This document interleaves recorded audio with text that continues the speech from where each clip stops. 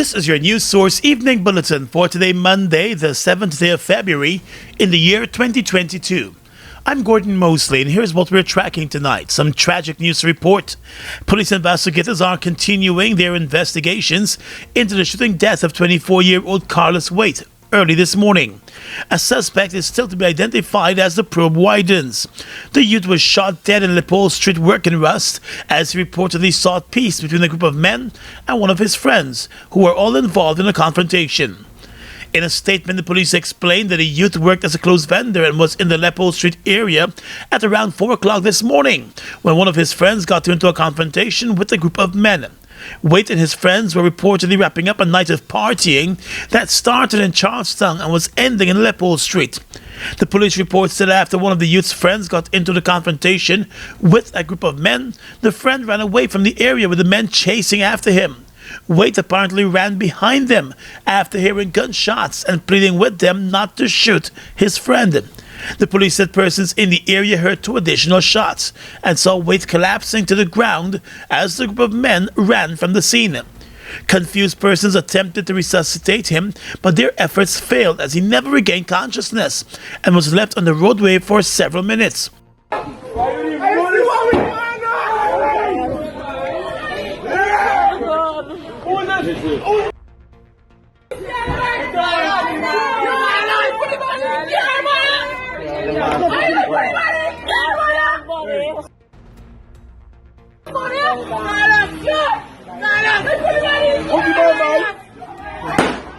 The police said he was eventually taken to the Woodlands Hospital, where he was pronounced dead on arrival. The dead man's family believes that there may be more to the shooting death than just him trying to be a peacemaker. He is well known in the area as he visited often to play cards and party at the various street events. I just heard that he was part in some fight or trying to stop some fight in Leopold Street, and shots started go off. This is what they say. Somebody, a friend and somebody had some problem and he going for, because he know both parties. So they say he going for part and tell them to stop, and they say shots start go off and get hit in the head. Family members of the dead youth are calling for a thorough investigation, and they are hoping that persons who may have witnessed the crime provide a statement to the police before the case goes unsolved. More news coming up in a moment. Hello, 31. Yes, 3-1. Almost off the calendar. For more than 3 decades, GTT has reliably connected this nation with innovative technology, products, and services. So we gotta celebrate in a major way. 31 prizes, 31 lucky winners. When you enter our promotion from January 20th to February 7th, simply top up $1,000 or more with MMG. Purchase a handset or SIM. Pay your GTT bill or activate any data bundle or plan for a chance to win a trip for 4 to the Rupununi, free Amazon gift vouchers, free grocery vouchers, free food vouchers, dinner vouchers, top-up vouchers, MMG credit, and free family gym memberships. Hello, 31. Together we connect. Together we celebrate with GTT and win. Guyana's 2022 International Energy Conference and Expo, under the theme Charting a Sustainable Energy Future, will be hosted at the Guyana Marriott from the 15th to the 18th of February 2022. Meet and engage with energy leaders from around the world. The conference will feature addresses from His Excellency President Irfan Ali, His Excellency Vice President Bharat Jagdeo, Honorable Prime Minister Mark Phillips, His Excellency Chandrika Prasad Santoki, Honorable Prime Minister Mia Motley, His Excellency Nana Akufo-Addo, and many other highly esteemed speakers.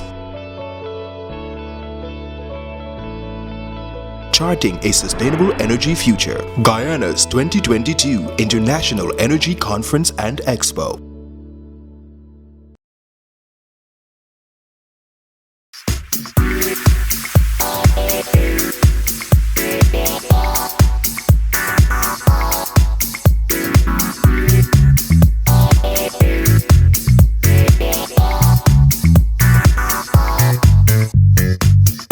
Miss Smash Screen Guyana, February 13th, 15th, 19th, and 20th. Watch out for this. People may forget the present you bought for them, but they'll never forget your scent. Find your signature fragrance at Elite Fragrances and Trade-In, located at 123 Region Road Border between Ornock Street and Shiv Chandapal Drive. Call 619-5151 or 227-1255. Get a designer fragrance for yourself or loved one that they will never forget. Combo pack of we feeling best. Sunshine stacks above the rest. There is no contest, is the best mix, so we feeling best. Best value to how you feeling. Ole cheesy, so much ripples and more combo pack of flavors galore, yeah. Combo pack of we feeling best. Sunshine stacks above the rest. There is no contest, is the best mix, so we feeling best. Sunshine Snacks Combo Pack, now with a new look and new mix. Grab your pack today. Best mix, so we feeling best. Give me one dembe for my whole family. Their bread is tasty. Dembe baker. Baked with love and passion by our dedicated team of fine bakers, we give you dembe. With the same great quality you're used to, we now have a slightly new look. Here in Land of Canaan, we are ready to give you even more. Don't wait until you're hungry. Reach for a slice of dembe. Dambake, healthy, wholesome living. We've got exciting news! All 12-ounce yellow cab Buster are now only $100. Buster, live in Come full get color. your Buster, Buster $100. Come get your Buster, Buster $100.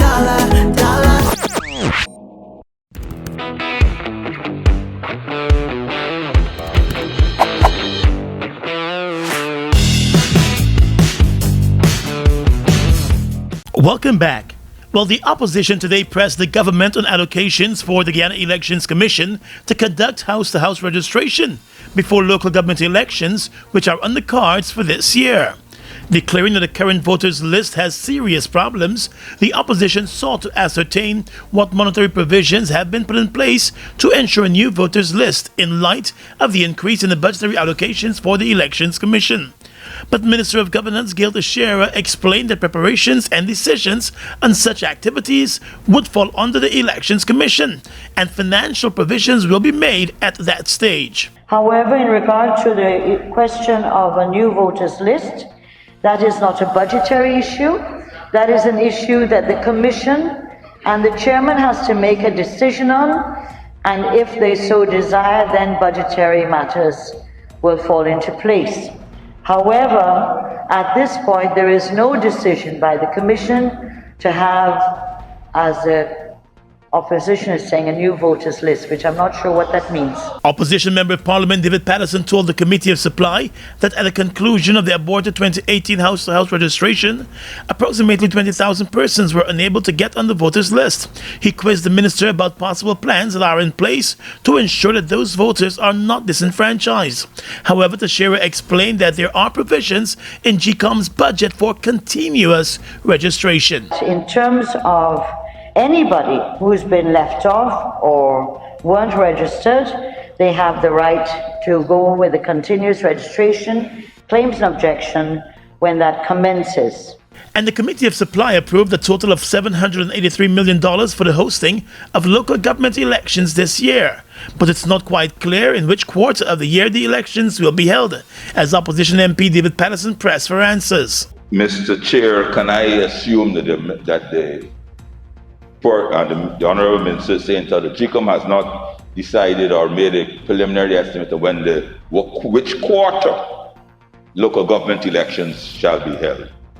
Right, which quarter, not date, which quarter, because obviously that is how you will allocate. So there's no decision from GCOM, you're saying, which quarter of 2022 there will be local government. Honourable Minister. In response, the Minister of Governance said the Elections Commission has started the preparation of its roadmap for the local government polls. GCOM has stated that they're preparing a roadmap which they will go to the Commission, and the Commission will make the determination of when they would be ready to commence, and obviously then inform the President of their readiness. That, as far as I know, both in terms of meetings with the GCOM as well as in terms of the press reports, is they have not reached that stage, sir, to say what quarter of the year they will be willing to commence. A total of $4.1 billion has been approved for the Elections Commission for its 2022 operations. With Opposition Member of Parliament Nicolette Henry submitting her resignation as a Member of Parliament to the party's list leader David Granger, the former PNC leader has written to the Speaker of the National Assembly and the clerk about that decision by Henry. The PNC reform has already written to the former party leader informing him of the party's decision to have its current leader Aubrey Norton take up Henry's seat in the National Assembly and eventually move up to the position of Leader of the Opposition. Granger has indicated to close associates that he intends to fulfill the party's request and honor his decision to have Norton go to Parliament, replacing Nicolette Henry. However, Norton will have to wait until Henry's resignation takes effect at the end of March. Some party officials believe Ms. Henry's resignation should have taken immediate effect, since they see it as slowing down the process for a new MP and the election of the new opposition leader. But Ms. Henry has made it clear to associates that her decision to step down was her own, and she was very clear from the onset about her resignation timeline. She has informed her fellow members of Parliament about her decision and has offered the coalition's parliamentary representatives best wishes as they move forward. In a note to the party's members of Parliament, Henry also raised concern about the attempt last week to prevent her from contributing to the budget debate. The Speaker was forced to apologize to the Assembly after he first informed the Assembly that Henry was not going to be contributing to the debate, when that was not the case. The Speaker was informed about the issue by the party's Chief Whip, Christopher Jones. The outgoing Member of Parliament was allowed to deliver her budget presentation and bid farewell to the Assembly. PNC leader Aubrey Norton has been following the process and preparing for his entry into the National Assembly. The government of Guyana has reappointed retired appeal court judge and former Attorney General Charles Ramson Sr. as the country's Commissioner of Information. Mr. Ramson was first appointed to the position back in 2013 as the first person to hold that office, but he was fired in 2018 when the coalition rendered his office dysfunctional. It was revealed in the National Assembly today that the father of Guyana's Minister of Culture, Youth and Sport has since been rehired by the government. During the consideration of the budget estimates in the Committee of Supply today, it was revealed that $40 million has been allocated for the Office of Commissioner of Information this year. Opposition Member of Parliament Abida Sarbo Halley pressed the government side for a breakdown of the spending for the office. In response, Governance Minister Gilda Shearer said more than half of the allocated sum will go towards the salary of the commissioner and the remaining amount towards the functioning of his office. The minister said she was not in a position to outline the plans for the office for the year, but she noted that the President has received a work plan for the Commissioner of Information. The appointment of a Commissioner of Information is made under the Access to Information Act of 2011, which allows for members of the public to request information relating to public institutions such as government-owned companies, agencies, or statutory bodies. While the government used its majority in the National Assembly's Business Subcommittee to shorten the time for the consideration of the budget estimates in the Committee of Supply. The process began today, and instead of the customary 5 days, the government has cut the timeline down to 4 days.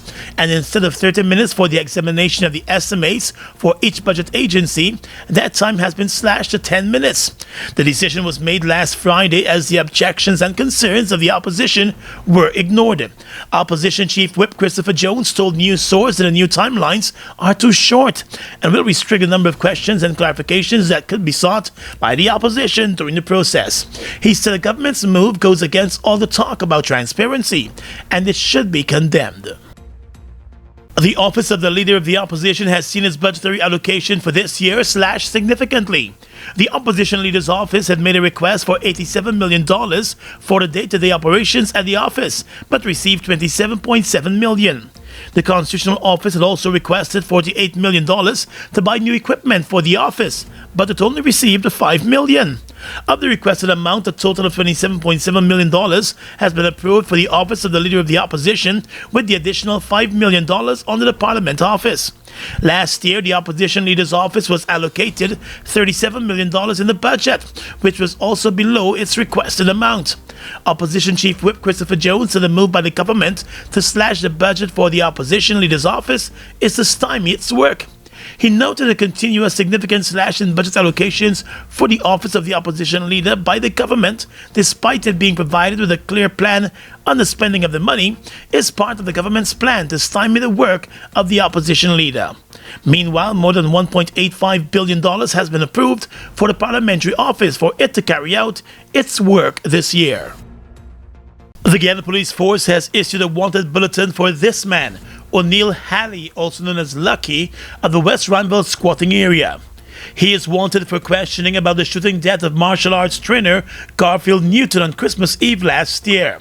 In a statement, police investigators are asking anyone with information on the whereabouts of O'Neill Halley, known as Lucky, to make contact with the nearest police station or call 911. Back in January, 24-year-old Judah Vickery, also known as Culture, of South Ranville, and 25-year-old Darren Bailey, also known as 50, of Prophet Harmony, were charged in connection with the same murder, and they have been remanded to jail. The 40-year-old martial arts instructor Garfield Newton was walking to his car after picking up some jewelry from a goldsmith in the Old Boys Town area when he was shot dead and robbed of his belongings.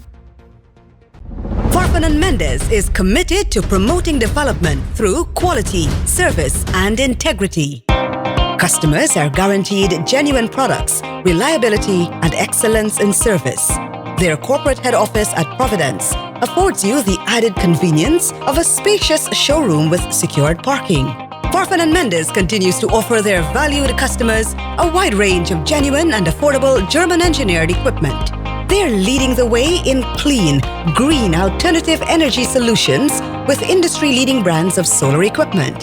So visit their showroom at Providence and enjoy efficient and courteous service. Farfan and Mendes, offering you solutions you can depend on. You taste the cheese, you hear the crunch. Grab a zoomers and zoom into fun. And with the first taste, you feel like you don't want it done.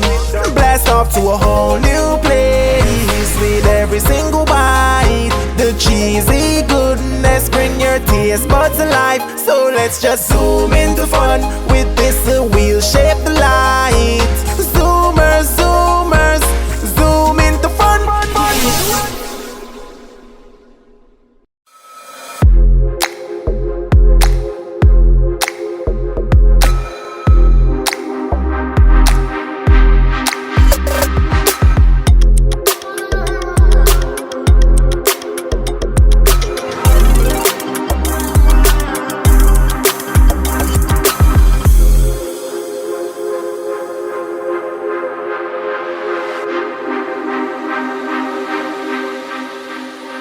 This is Mocha.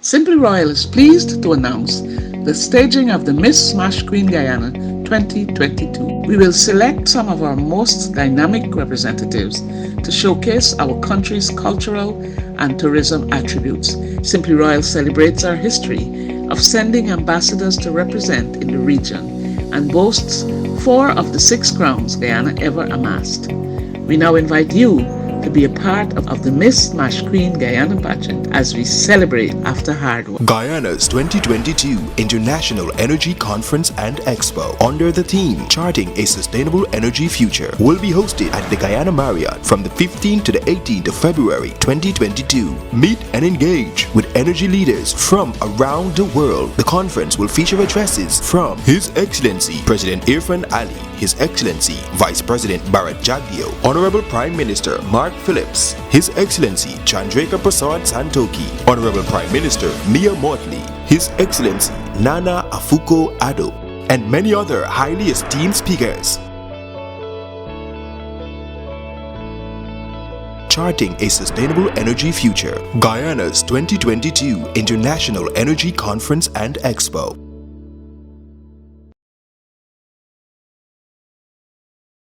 We've got exciting news! All 12 ounce yellow cab Buster are now only $100. Buster, live in Come full get your color. Buster, Buster $100, dollar. Come get your Buster, Buster $100, dollar.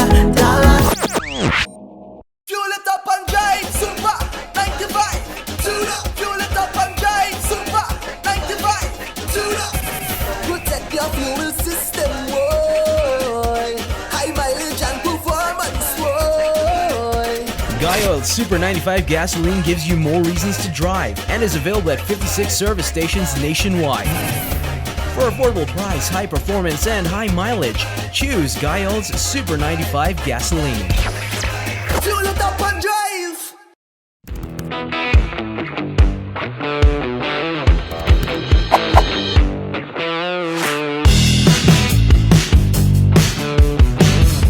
Across the region tonight, the Trinidad and Tobago Coast Guard is attempting to explain how its officers came to fire upon a Venezuelan migrant vessel, an act that killed a baby on board the boat. The child's mother was also shot. The mother was among the migrants captured after the boat was intercepted. The 9-month-old baby boy died before reaching a hospital. The Coast Guard said they fired on the engines of the migrant boat because it attempted to ram their vessel, and that they were fearful for their lives and acting in self-defense. But some members of parliament who have been following the event want an investigation to determine exactly what took place. The incident took place shortly before midnight on Saturday in the waters off Trinidad's southeast coast. Cuba has announced a new 10% tax on retail food sales as the country endures economic woes marked by rampant inflation. The levy, which took effect today, will target self-employed people and small and medium-sized companies in the retail food sector. Cuban economist Pedro Monreal wrote on Twitter that the new tax will probably have two effects: higher food prices and more inequality among the Cuban people. He said it will hurt lower-income households that spend a relatively higher percentage of their resources on food. Monetary reforms applied last year caused prices of goods and services to shoot up in Cuba, mainly those of food. Inflation last year came in at 70%. People have to wait in long lines for scarce supplies of food and medicine. Cuba imports about 80% of the food it consumes. Its purchases have declined drastically due to the shortage of hard currency and because of international transport problems stemming from the COVID-19 pandemic. And finally tonight, international news. The BBC reports that truckers in Canada's capital of Ottawa are vowing to continue their protests, despite the state of emergency and mounting frustration and anger among residents. For more than a week now, anti-vaccine mandate protests have paralyzed the city's core, forcing businesses to close and disrupting daily life. Early this morning, several of the protesters declared that they will stay until their demands are met. There are thousands of protesters and hundreds of trucks in Canada's capital. The so-called Freedom Convoy is in response to the introduction of a rule that all truckers must be vaccinated to cross the U.S. border. The protesters want a relaxation of the mandates. On Sunday, the mayor of Ottawa, Jim Watson, told a radio network that they were losing the battle against the protesters gathered in the city centre near Parliament Hill. And that's your News Source Evening Bulletin for tonight. I'm Gordon Mosley, reporting and encouraging you to stay safe.